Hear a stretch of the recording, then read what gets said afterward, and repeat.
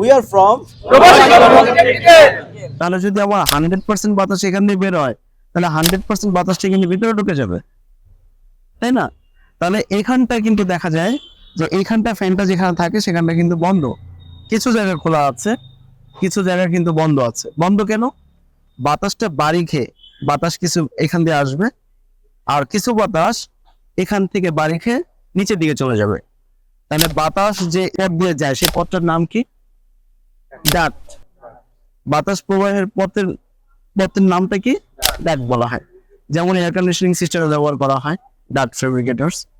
তো তেমনি ভাবে রেফ্রিজারেটরের ভিতরেও বাতাসের পথ আছে, যেখানের মাধ্যমে বাতাসটা ফ্রোজেন ফুড কম্পার্টমেন্ট থেকে ফ্রেশ ফুড কম্পার্টমেন্টে চলে যায়। ঠিক আছে?